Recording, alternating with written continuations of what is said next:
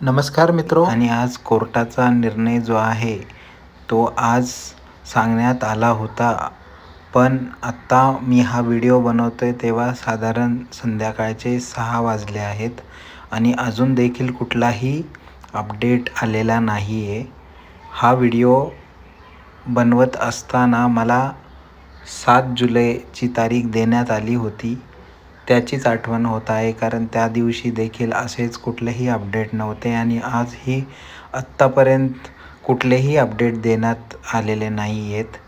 म्हणजे हा पालकांच्या फारच निराशाची गोष्ट आहे. हा अंत बघताय आपला असं वाटतंय आणि प्रत्येक पालक जे प्रतीक्षा करतायत आतुरतेने की आत्ता अजून देखील का नाही आला, अजून देखील आला नाही. मी स्वतः ऑनलाईनवरती आज भरपूर वेळेस साईटवरती जाऊन पाहिलं आहे, परंतु कुठलीही अपडेट आपल्याला भेटत नाही आहे.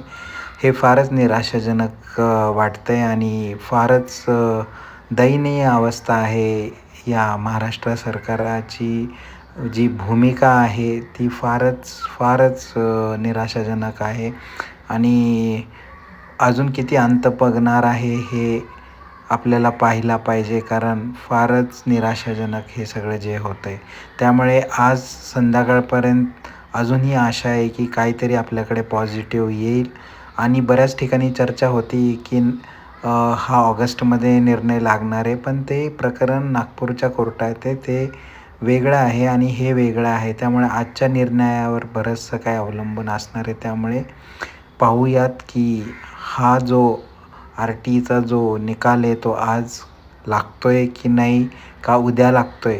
माझ्या चॅनलला सबस्क्राईब करून ठेवा, कारण मी प्रत्येक क्षणाला याची ऑनलाईनवरती चेक करतो आहे आणि जशी पहिली अपडेट येईल काही RTबद्दल तर तुम्हाला मी पहिला कळवेल. त्यामुळे तुम्हाला ऑटोमॅटिकली पॉपअप येईल. सो प्लीज या चॅनलला सबस्क्राईब करून ठेवा आणि तुम्ही पण या बाबतीत तुम्हाला काय वाटतं आहे, तुमचे पेशन्स लेवल काय म्हणत आहेत ते मला कमेंट करून जरूर सांगा. धन्यवाद. आशा करू की काहीतरी पॉझिटिव्ह होईल आणि चांगलं ऐकायला भेटेल. थँक्यू.